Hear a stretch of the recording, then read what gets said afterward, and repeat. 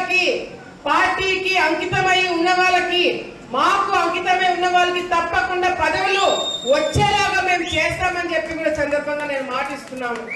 ఉదాహరణ శ్రీకాంత్ అన్ననే.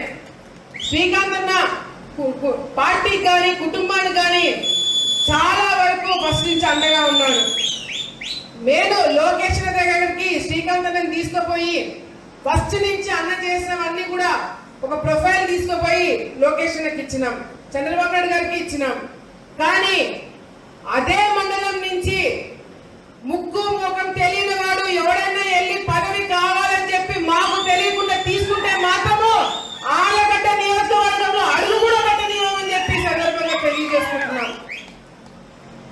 పార్టీ నుంచి మొదటి నుంచి ఉన్న వాళ్ళకి మీరు పదవులు ఇస్తే ఇవ్వండి, లేకపోతే అసలు పని చేయని వారికి పదవులు ఇస్తామంటే కూడా అది కరెక్ట్ కాదని చెప్పి పార్టీ దృష్టిలో కూడా మేము పెట్టడం జరుగుతుంది.